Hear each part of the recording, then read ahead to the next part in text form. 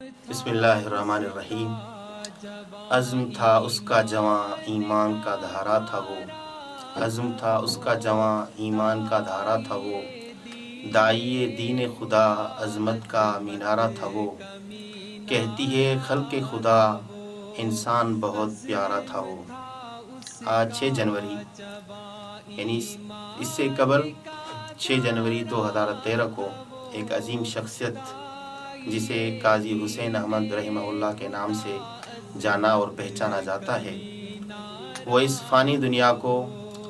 الوداع کہتے ہوئے داعیے اجل کی طرف رختے سفر پر چل بستے ہیں۔ قاضی حسین احمد رحمہ اللہ قرآن مجید کے ساتھ ان کو ایسی لگن، ایسی چاہت اور ایسی محبت تھی کہ ان کو دنیا حافظ قرآن کہتی تھی۔ علامہ اقبال رحمۃ اللہ علیہ جو کہ مفکر پاکستان ہیں، ان کی اردو اور فارسی شاعری سے بھی ان کو ایسا لگن، ایسی چاہت اور ایسی محبت تھی کہ قاضی حسین احمد رحمہ اللہ کو حافظ شاعری علامہ اقبال رحمۃ اللہ علیہ کہا جاتا ہے۔ یعنی آپ حافظ بھی کہہ سکتے ہیں، ایک عظیم داعی دین بھی کہہ سکتے ہیں، معلم بھی کہہ سکتے ہیں، مربی و محسن بھی کہہ سکتے ہیں، ایک عظیم قائد و لیڈر بھی کہہ سکتے ہیں، اور اس سے بڑھ کر ان کو مجاہد اور غازی بھی کہہ سکتے ہیں کہ قاضی حسین احمد رحمۃ اللہ علیہ نے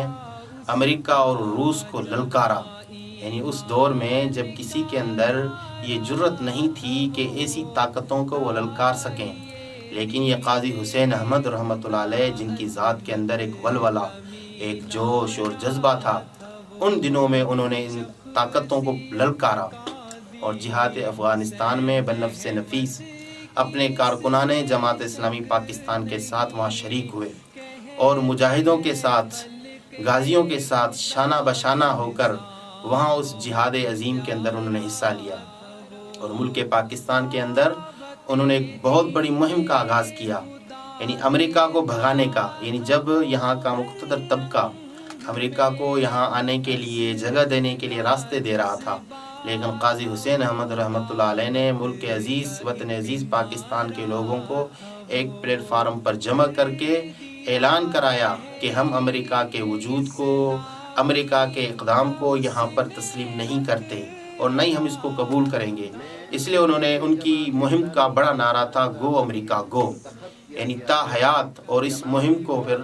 ان کے آنے کے بعد سید منور حسن رحمۃ اللہ علیہ نے اس مہم کو آگے چلایا۔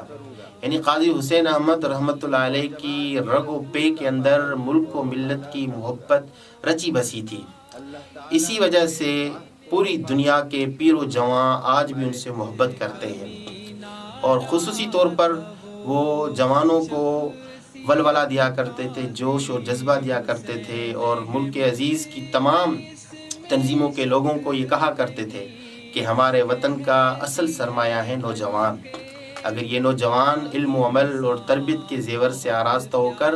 ملک کے لیے اپنے آپ کو وقف کریں گے کہ تو ملک کے اندر ایک بڑی تبدیلی رونما ہو سکتی ہے۔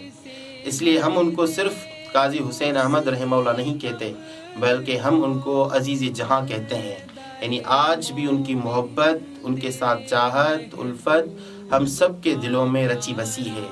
اس لیے وہ قاضی حسین احمد رحمۃ اللہ علیہ اپنی تمام صفات کے ساتھ ساتھ وہ عزیز جہاں ہیں،